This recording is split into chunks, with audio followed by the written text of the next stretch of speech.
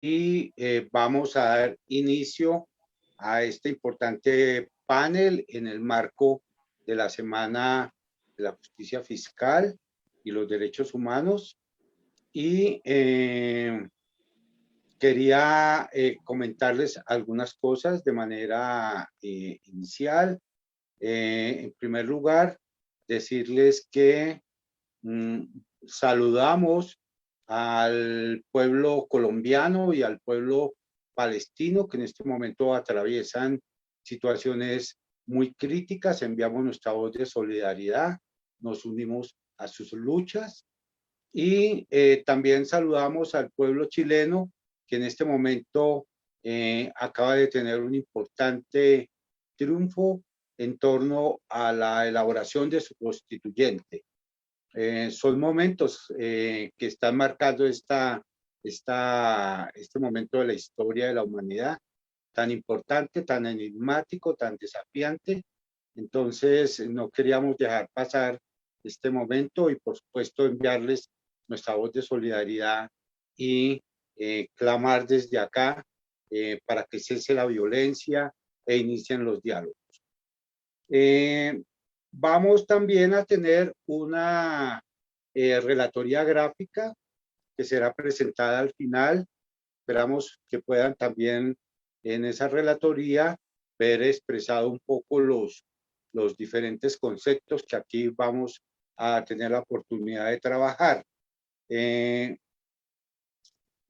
Entonces, sin más preámbulos, mi nombre es Germán Niño, soy colombiano, estoy en este momento en el Foro Social Panamazónico, en la Red Latindad y en la Corporación CIACE de Colombia. Voy a ser el moderador de este panel.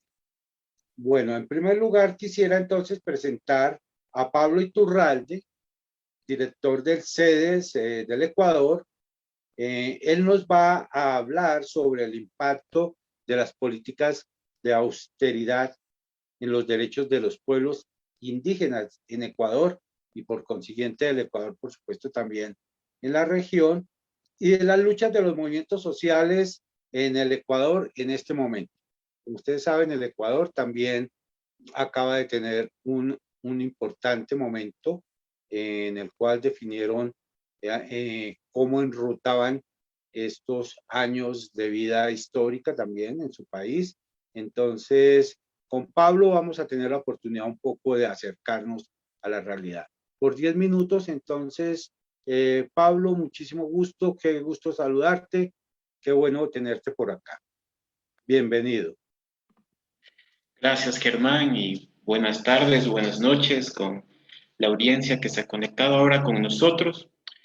Bueno, sí, en realidad yo no voy a presentar un PowerPoint porque tenemos solamente 10 minutos y me gustaría más hablar, contarles un poco sobre cómo estamos pensando acá este nuevo momento durante esta pandemia, pero también desde el marco de lo que venimos trabajando en Ecuador, que es esto de tratar de vincular dentro de un pacto fiscal, de un acuerdo fiscal, la visión y la política propuesta por el movimiento indígena.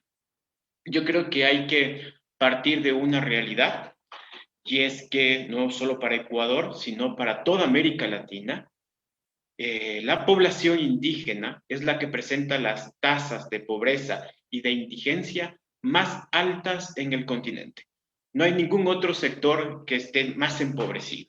Y si además perteneces a una población que es a una nacionalidad indígena y eres mujer, la situación es todavía mucho peor. Entonces, ¿por qué es importante discutir la política fiscal desde los pueblos originarios? Decimos desde las nacionalidades, ¿no?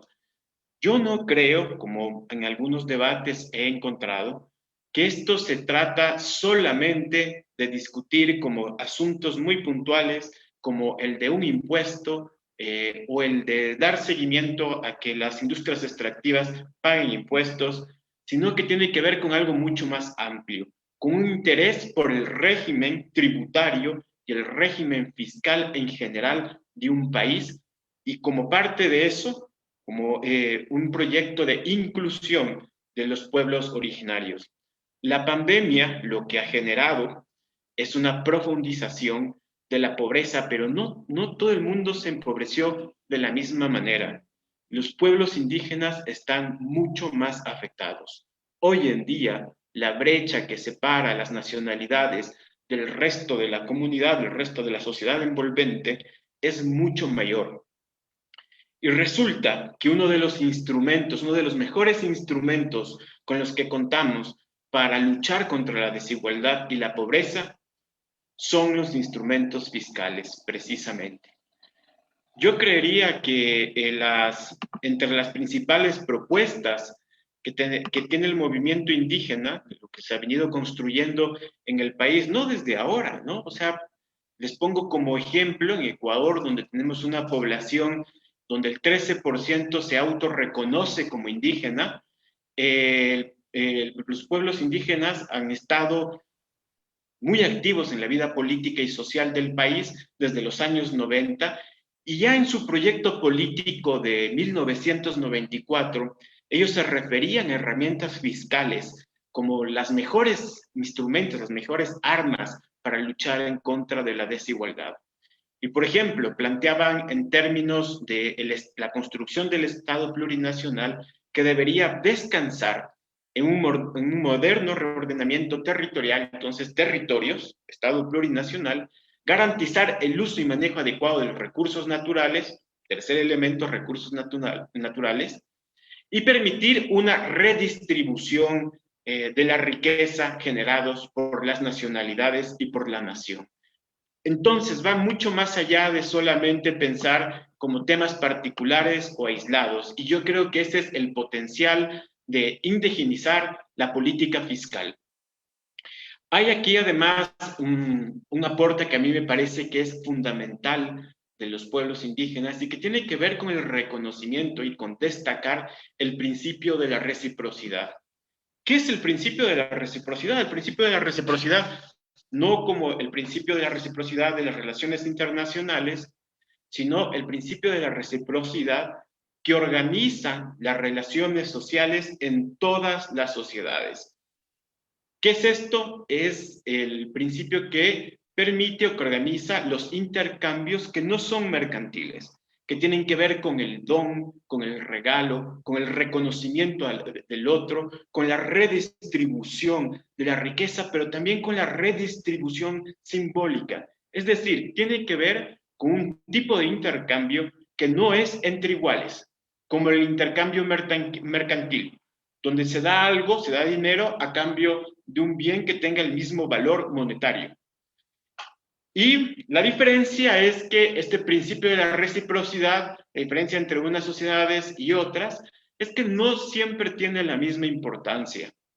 En las sociedades más capitalistas, en las sociedades mientras más se han incorporado a un tipo de modernidad capitalista y mercantil, lo que predomina es una relación de intercambio de mercancías mercantil y no un tipo de reciprocidad en estos términos más antropológicos. Pero todas las tienen, todas la tienen. Incluso yo diría que todo régimen tributario progresista o una medida tributaria progresiva, ¿sí? Cuando cobramos impuestos a los segmentos de población más ricos para poder transferirlos a los segmentos de la población en situación de vulnerabilidad, estamos implementando un principio de reciprocidad positiva con los sectores más vulnerables. Y esto existe en todas las sociedades, pero en los pueblos indígenas está mucho más presente, tiene muchísima mayor importancia, y yo creo que tiene un potencial enorme para pensar desde ahí cómo debería ser un nuevo esquema de justicia tributaria. Tienen muchísimo para enseñarnos. Les pongo un ejemplo. Cuando nuestros estados modernos, lo que toman recursos recursos fiscales para financiar los bonos de la pobreza, ¿sí? que ojo, yo estoy de acuerdo con entregar bonos para los sectores más pobres, pero miren la connotación que tiene. Es un bono de la pobreza, ¿sí? El estatus al que uno accede cuando tienes un bono de la pobreza es inmediatamente convertirte en pobre. Desde la reciprocidad indígena, ¿sí? Sería distinto, porque no solamente es importante la redistribución material de recursos, sino la redistribución también de poder y de estatus, y de un tipo de reconocimiento diferente, ¿sí? Los bonos de la pobreza sería un tipo de reciprocidad incompleta. Y ahí hay un montón de otros temas de los que se podría derivar de estas discusiones, pero sobre todo en los países de Latinoamérica, donde contamos con mayor presencia indígena, yo creo que además se pueden encontrar grandes campos, grandes áreas de interés sobre justicia fiscal y pueblos indígenas. Uno tiene que ver con los gobiernos locales, donde tenemos mucha población indígena. Existen gobiernos locales, existen circunscripciones territoriales con una presencia de población originaria importante que se han planteado autonomía, y esa autonomía no solamente es simbólica y política, es autonomía también administrativa y por lo tanto de manejo de presupuestos. Y esos presupuestos son recursos públicos y pueden ayudarse a construir con recursos, con una política fiscal adecuada. En segundo lugar, lo que tiene que ver con los pueblos indígenas Querido y su... Pablo, te quedan 3 minutos. Perfecto, Germán. Y su vinculación con el mundo rural.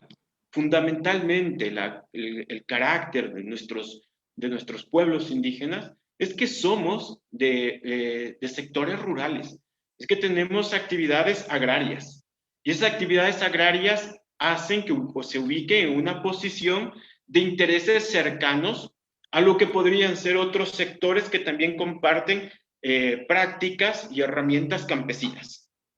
Y los campesinos, así como otros segmentos de la población, tienen intereses específicos sobre el régimen tributario.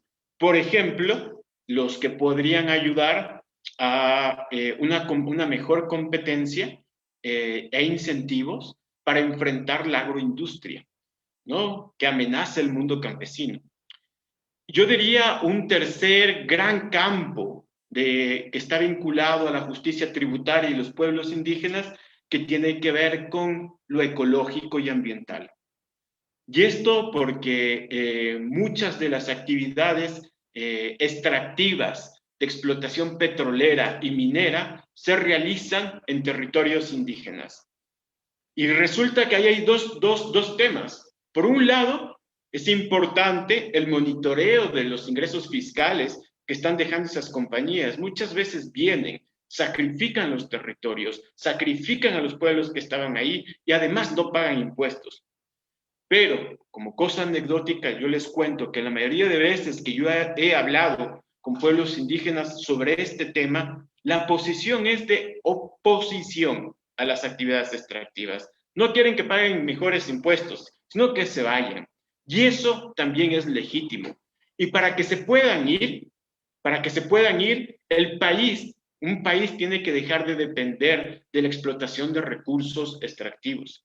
Y la única manera de dejar de depender de recursos extractivos es cambiando un modelo económico que tiene que tener como uno de sus pilares una política fiscal adecuada para ir cada vez siendo más autónomos e independientes de la política de la industria extractiva.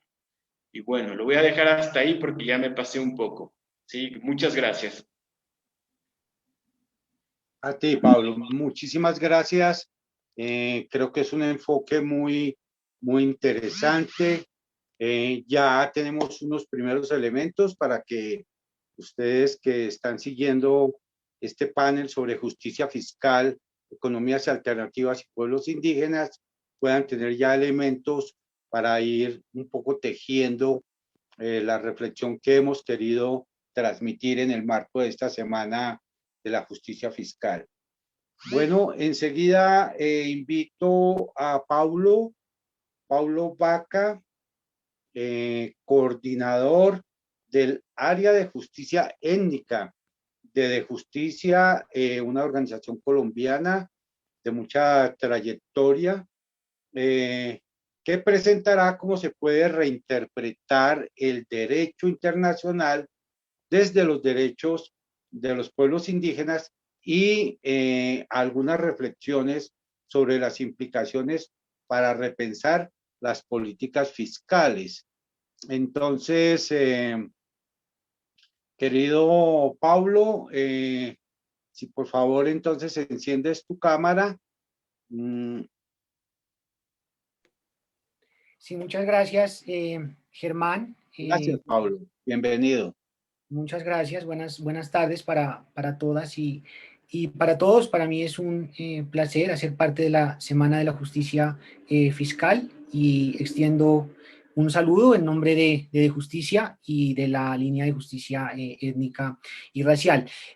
Pues dado las limitaciones del tiempo, intentaré ser lo más sucinto posible. Básicamente lo que yo quiero presentar es el panorama general de una investigación que tuve la oportunidad de realizar resonando con el trabajo del Centro por los Derechos Económicos y Sociales. Y básicamente, digamos, el reto de esa investigación consistió en tratar de leer las políticas fiscales en el marco del derecho internacional de los pueblos indígenas a la luz de mi investigación doctoral, que tiene como título Indigenizar el derecho internacional. Ese es el contexto general de la tesis, y entonces la hipótesis general es que en términos generales uno podría decir que los pueblos indígenas han sido muy generosos para recibir el discurso del derecho internacional y de los derechos humanos, y por el contrario, al sector no indígena nos ha faltado generosidad para tomarnos en serio el pensamiento indígena.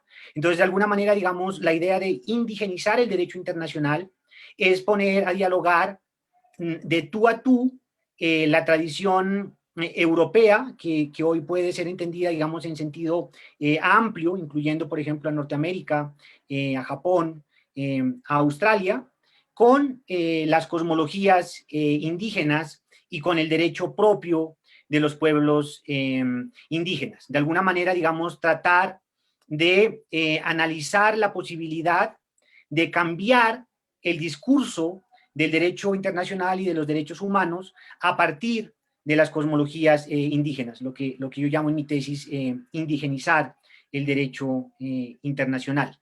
Y para hacerlo, yo utilizo una metodología que retomo de la antropología, que denomino antropología jurídica inversa, que es, digamos, en términos generales, cuando uno se acerca a los pueblos indígenas como no indígena, empieza a analizar sus estructuras sociales a través de una jerga antropológica que hace parte también de la cultura occidental. Y la idea de la antropología jurídica inversa es por qué no lo podemos hacer por la otra vía.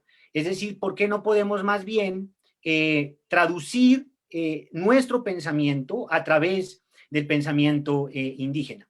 Es una suerte de traducción inversa. Es decir, si uno traduce del inglés al español, uno podría pensar que en ese momento el inglés está perdiendo algo porque la traducción pues no es literal. Siempre que uno traduce, traiciona. Pero uno podría pensar que tal vez al traducir el inglés está ganando aquello que tiene el español y que no tiene el inglés. Entonces, en términos, digamos, de derecho internacional, es un poco también el derecho internacional podría ganar de las cosmologías indígenas cosas que no tienen y que podría enriquecerlo.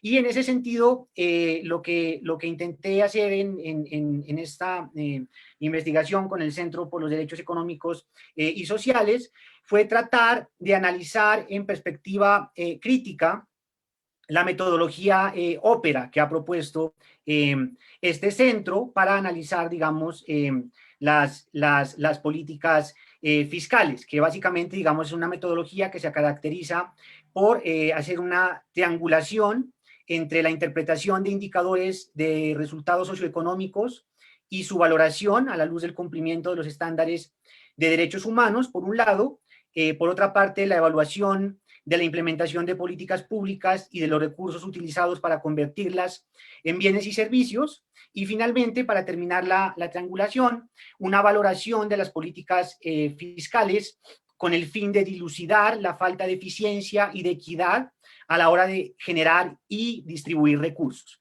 Entonces, un poco la idea era tomar lo mejor de la metodología Ópera y tratar de analizarla a través de una perspectiva intercultural que de alguna manera, digamos, ayudara a indigenizar el trabajo que de manera brillante y elocuente ha venido haciendo el Centro por los Derechos Económicos y Sociales. Y de alguna manera, digamos, ya ellos han estado en ese proceso de indigenización. El ejercicio era tratar, digamos, de refinarlo para ver qué podía salir de eso. Entonces, digamos, mi primera reflexión es que este tipo de marco teórico se caracteriza por ser marcadamente liberal, y eso, digamos, se podría ver en dos partes. Uno, porque la historia de los derechos humanos, que es donde está plantada la teoría Ópera, es fruto de las revoluciones burguesas y producto del desarrollo del Estado de Derecho en Occidente, y de otro, que las teorías de desarrollo humano que se derivan de este discurso de los derechos humanos han tenido también como impulsores a economistas y filósofos que han leído los modelos de desarrollo vinculándolos a los derechos humanos y a su idea inherente de libertad individual. Entonces, la idea era tratar de ver si se podía hacer una lectura intercultural que pudiera retomar lo mejor de la tradición liberal, que obviamente tiene cosas buenas, y que de alguna manera pudiera también, digamos, dar un giro hacia la interculturalidad. Y para eso, lo que planteé es que resultaba preeminente que la medición de la dignidad humana a partir de indicadores de derechos humanos tuviera en cuenta la relación de interdependencia que existe entre la naturaleza y los seres humanos. Es decir, una crítica a la tradición antropológica que ha dividido naturaleza y cultura. Algo, digamos, que no tiene asidero en las cosmologías indígenas, como las cosmologías, por ejemplo, de los pueblos amazónicos, donde naturaleza y cultura están resonando permanentemente.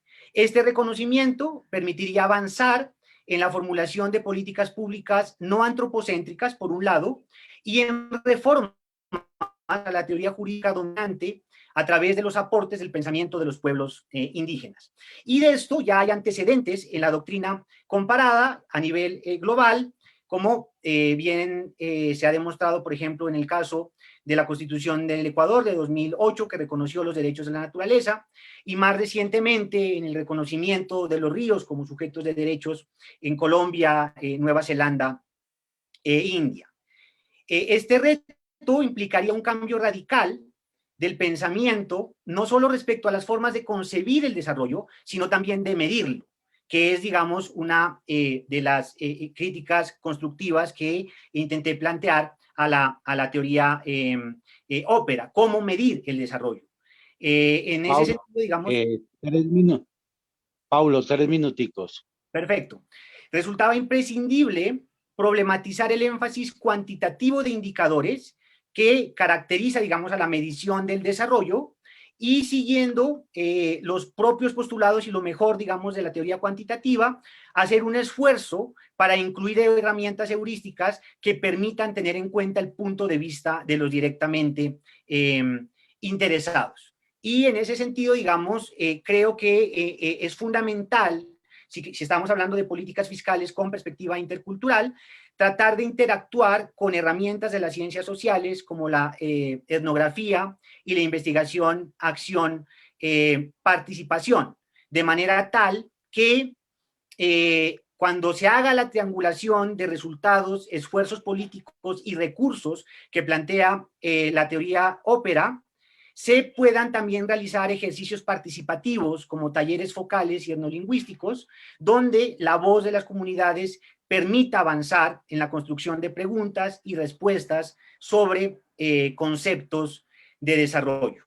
En tal sentido, digamos, y ya para terminar, creo que es básico que si vamos a hablar de justicia fiscal intercultural, debemos salir de los indicadores más comunes, como por ejemplo el indicador de Producto Interno Bruto por habitante, porque estos podrían resultar inoperantes e impertinentes si consideramos que para muchos pueblos indígenas una política de desarrollo de buen vivir se concretaría al minimizar las necesidades de bienes y de servicios materiales. Es decir, uno podría hablar de desarrollo en el caso de pueblos amazónicos si se les mantiene la posibilidad de ser cazadores y recolectores y no si se impone el modelo de desarrollo dominante. Entonces, con esto concluyo.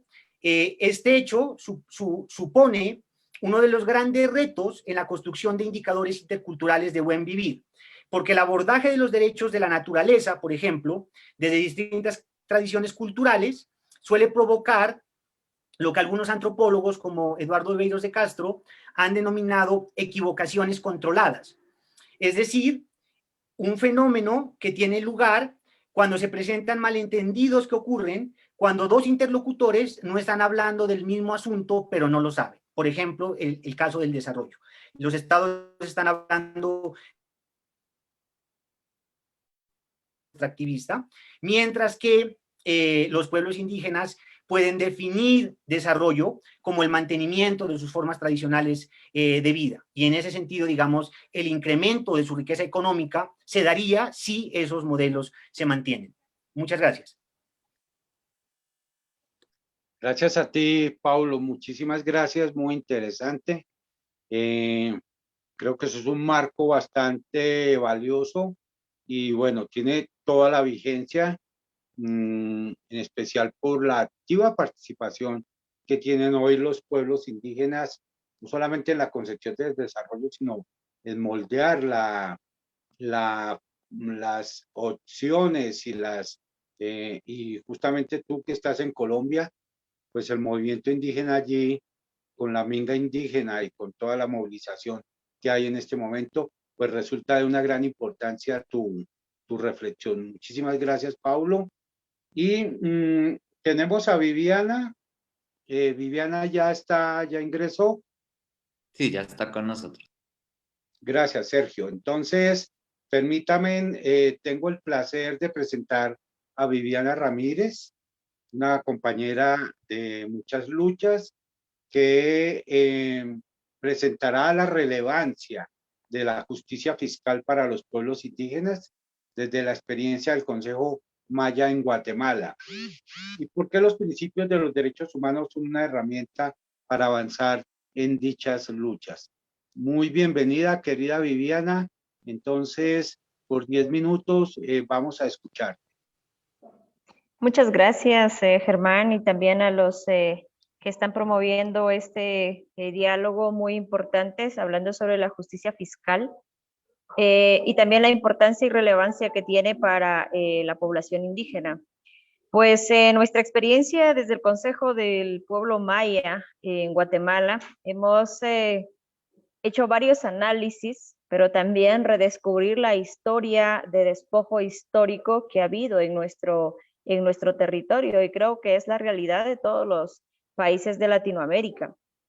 Aparte de ese despojo, ha habido una serie de acaparamiento para unos cuantos, como también privilegios para determinado grupo, y con ello viene una cuestión de la evasión de impuestos. Eso creo que está sucediendo en todos los países de Latinoamérica, y justamente para el Consejo del Pueblo Maya es lo que hemos empezado como a escribir también y a redescribir la historia que para los pueblos mayas, para el pueblo indígena en general, pues esta ha sido y es la realidad en este momento. Ha habido grandes cantidades de despojos desde territorios, la manera histórica también de los servicios básicos para la población ha sido un elemento determinante para hablar de desarrollo de las comunidades. ¿Qué estamos pensando o qué es lo que estamos proponiendo en este caso para la población en Guatemala? Primero, es importante desmercantilizar las cosas. Hay que priorizar el valor del uso de las cosas para el beneficio común y que tenga un control público y comunitario con una producción colectiva. Y ahora, pues ya lo decía, de que hay privilegios y que justamente eso no ha ayudado a avanzar y tampoco a crear formas de desarrollo integral para las comunidades, sobre todo la población indígena excluida históricamente. ¿Qué otra cosa necesitamos realizar? Y estamos también promoviéndolo desde el Consejo del Pueblo Maya, es democratizar los planes económicos, pero que estos planes económicos puedan ser sometidos a decisiones colectivas, que sean sometidas a consultas desde las comunidades y en el ámbito obviamente poblacional. La otra propuesta, y que lo estamos trabajando en este momento, son las asambleas y cabildos ciudadanos, que efectivamente ha faltado para hablar de desarrollo y menos que sean tomados en cuenta dentro de los planes económicos. Esas decisiones, la población, y quizás no solamente sea la población maya, no solamente la población indígena, creo que somos la población en general empobrecida las que nos han tenido excluidos de estos planes económicos. ¿Cuál es la otra parte que hay que hacer y que consideramos después de todos estos análisis que por años hemos venido realizando? Es importante descolonizar justamente todas esas imposiciones que se han venido dando. Hay que impulsar la libertad, la independencia económica, pero a través de la igualdad de derechos y de una libre determinación de los pueblos, que es justamente lo que nosotros estamos promoviendo en Guatemala. No podemos hablar de que haya justicia fiscal si se siguen teniendo privilegios. No podemos hablar de justicia fiscal mientras que se sigan evadiendo impuestos y los evaden las grandes corporaciones. Entonces es importante hablar de justicia fiscal si estamos tomados todos y todas en cuenta en este proceso. Pero para ello es importante redireccionar toda la situación que tenemos actualmente en nuestro país, y creo que es la realidad de todos los países latinoamericanos. Nos han impuesto un plan de ordenamiento territorial basado en la economía, pero también acompañado de despojo, acompañado de desalojos, acompañado de pobreza y de pobreza extrema desde nuestras comunidades.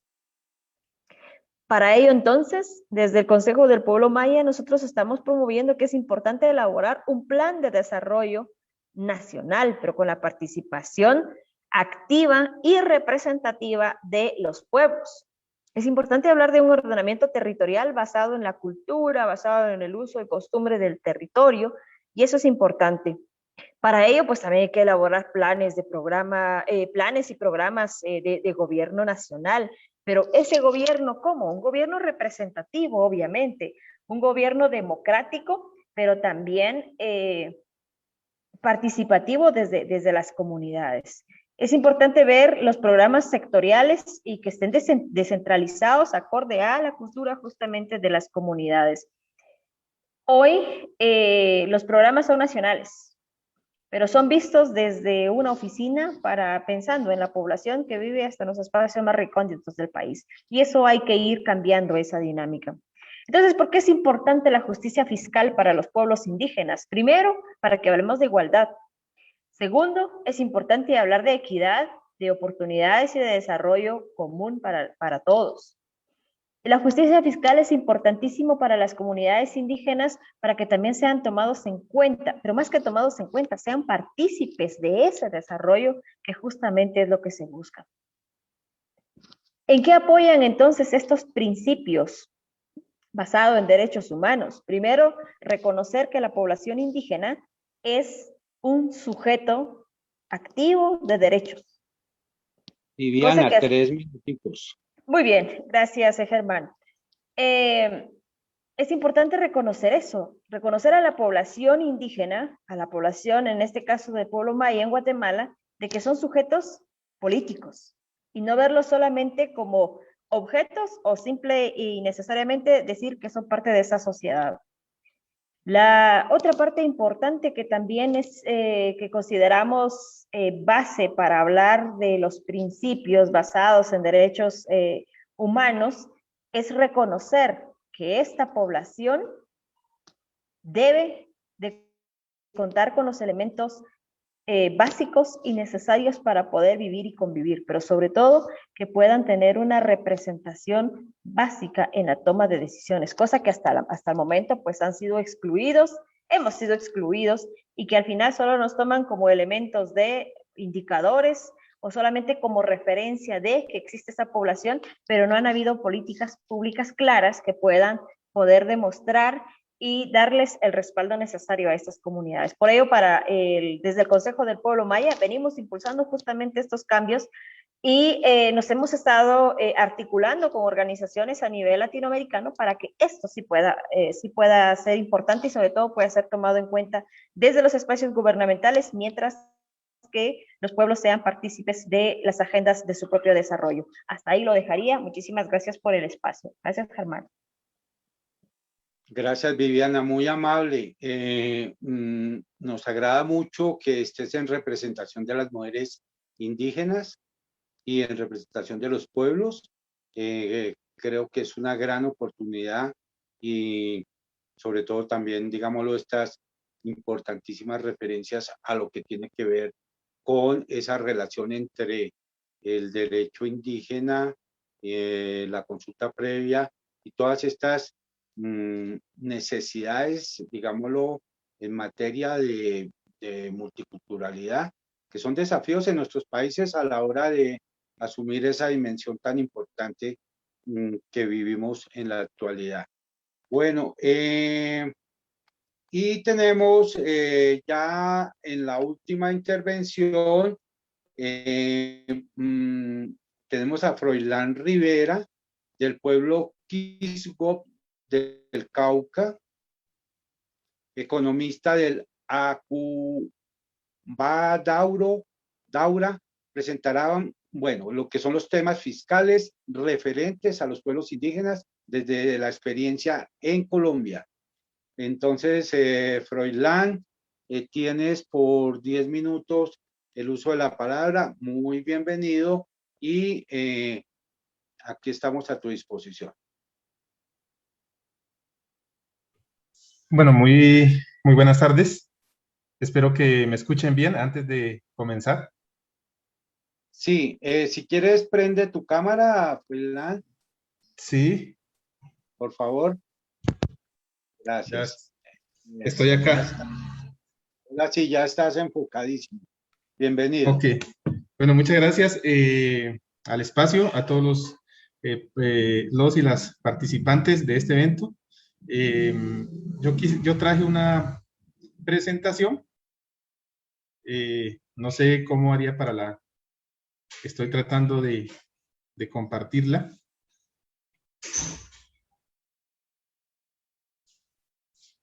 Es esta. ¿Ahí ya la logran ver? Sí, sí, ahí está ya enseguida. Bueno, bueno, muy buenas tardes. Mi nombre es Froilán Albero Rivera, hago parte del pueblo quisgueño, ubicado al sur del departamento del Cauca,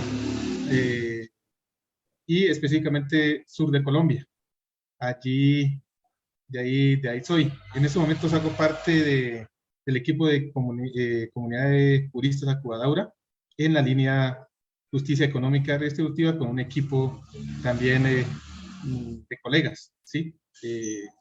Economistas, juristas, de comunicación, entonces, y de administración. Entonces, nosotros nos vamos a enfocar de la siguiente manera, analizar todo lo que está ocurriendo con los pueblos indígenas, especialmente con el presupuesto general de la nación, con el sistema general de participaciones y con el sistema general de regalías. Bueno, nuestra línea de justicia económica y redistributiva es la línea que para nosotros los pueblos indígenas la vemos de otra mirada, ¿cierto? De una mirada colectiva, de una mirada recíproca, pero también de un asunto intercultural, y que ahí hemos tenido choques,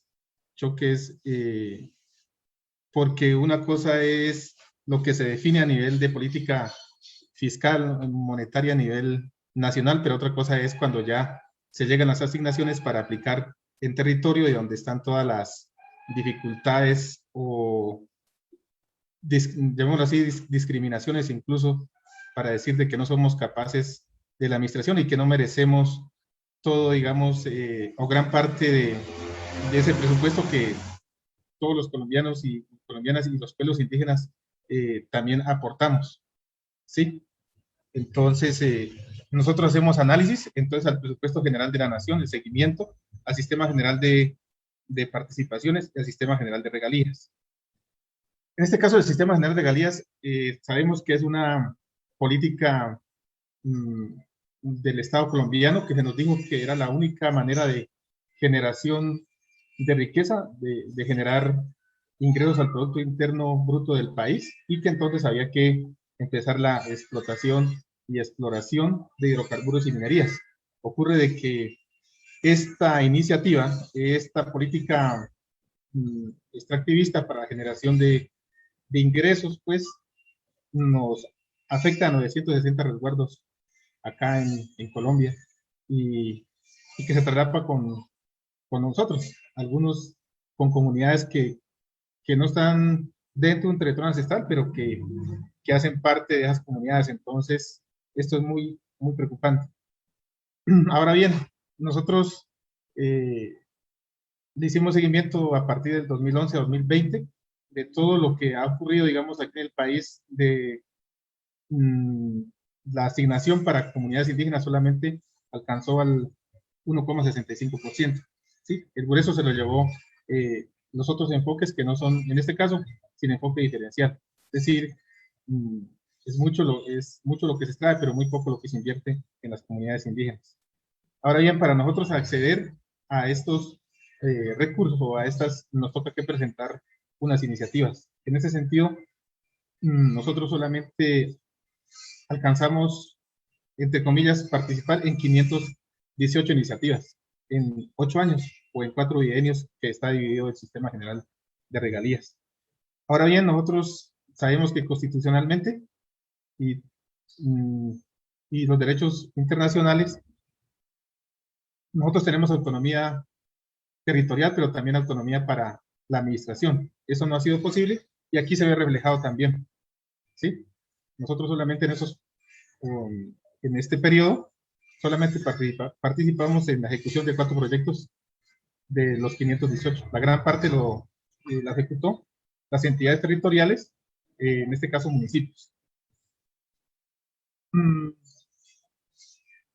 También le hicimos un análisis o seguimiento al acuerdo de paz. Recuerden que nosotros estamos en un conflicto, no es que haya terminado, estamos, pero pues con las FARC se dijo, bueno, se va a consolidar la paz y llegó a un acuerdo. El sistema general de regalías entonces destina, hay un OCAT, hay una destinación para que se finiquite y para que se consolide esas iniciativas que tenemos como pueblos indígenas. Eso no ha sido, sí se ha gastado la plata, sí ha habido inversión, alrededor de 4 billones de pesos de 2017 hasta octubre de 2020, y solo ahí hemos participado con alrededor del 2% de inversión, ¿sí? Con 22 iniciativas. Entonces es muy preocupante. Ahora con el tema de la pandemia, también le hicimos seguimiento, muy preocupante porque nosotros como pueblos originarios manifestamos unos planes alternativos para, desde usos y costumbres, derecho mayor, medicina tradicional. Eso no fue tenido en cuenta, pero sí han habido gastos, y no propiamente en comunidades indígenas. Especialmente nos preocupa mucho en Amazonía, donde hay mayores muertes por esta pandemia, por esta nueva desarmonía corporal y espiritual, ¿no? Que para nosotros no es enfermedad, sino es una desarmonía. Estimado Froilán, te quedan 3 minuticos. Listo. Muchas gracias. Nosotros tenemos 2 leyes, la ley 1530 y la ley 2056, que el año pasado se hizo la consulta. No tienen muchos cambios, no tenemos voto. No tenemos voto, y aquí en estos órganos colegiados, ahí es donde se deciden proyectos, se definen ejecutores, y ahí no tenemos oportunidad. Solamente una secretaría técnica en la nueva ley 2056, que es para pueblos indígenas, allí tenemos una oportunidad y esperamos que ojalá eso pueda ser factible. Trajimos un ejemplo, un resguardo indígena donde nosotros hacemos seguimiento en Chocó, Chidima, Toló y Pescadito. Durante esos 8 años no hubo ninguna inversión del Sistema General de Regalías, de nada, cero céntimos de pesos o de dólar, no hubo ninguna inversión. ¿Qué tenemos ya para terminar? ¿Qué queremos, o digamos, en esta nueva ley? Uno, que se cumpla lo acordado, ¿sí? Que haya una ejecución como está planteado, que haya una formación continua a nuestras estructuras propias de comunidades indígenas, que haya una operatividad en la Secretaría Técnica, y para el tema de evaluación, control y seguimiento, que se nos coloque un código de seguimiento a nuestros resguardos y comunidades para poder nosotros tener plena autonomía de que se está ejecutando los recursos como deben ser.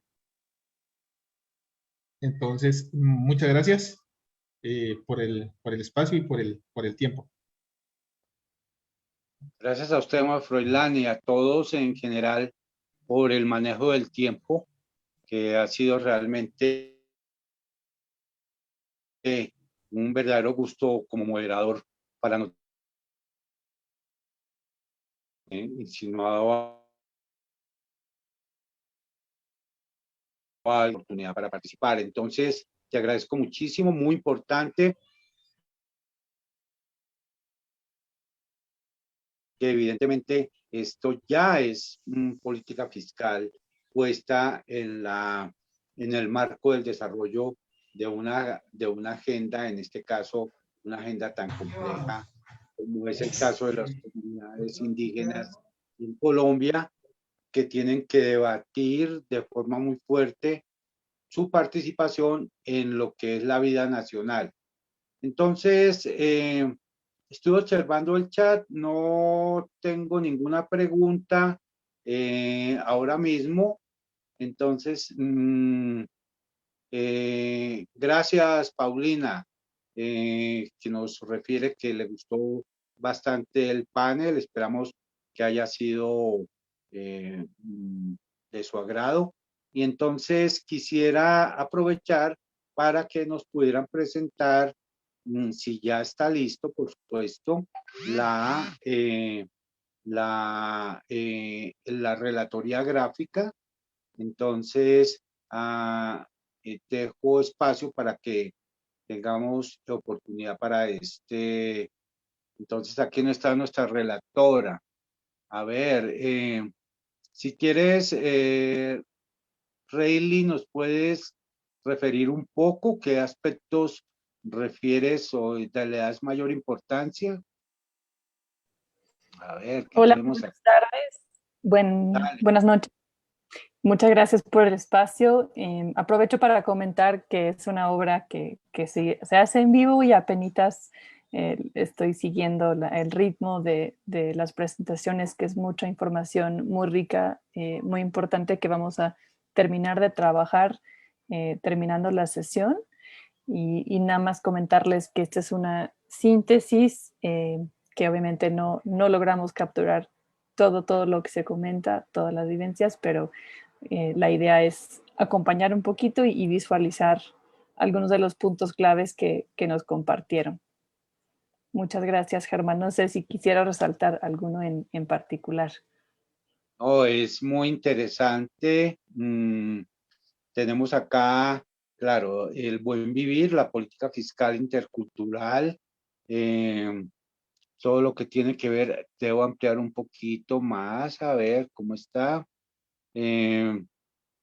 Bueno, el caso colombiano, por supuesto, el caso en Guatemala, Ecuador, que nos refiere una muy importante conexión entre Centroamérica y América Latina, y por supuesto destaco también la Amazonía como espacio para poder ir tejiendo esta visión de los pueblos indígenas. Creo que es muy importante que tengamos, porque no va a haber posibilidad de pensar en desarrollo o los desarrollos sin esta inclusión. Entonces, con la presentación de esta relatoría, mil y mil gracias, de verdad, sería muy chévere que nos lo pudiera compartir a todas las personas que estamos en el panel y, por supuesto, poder entonces ya tener esta referencia para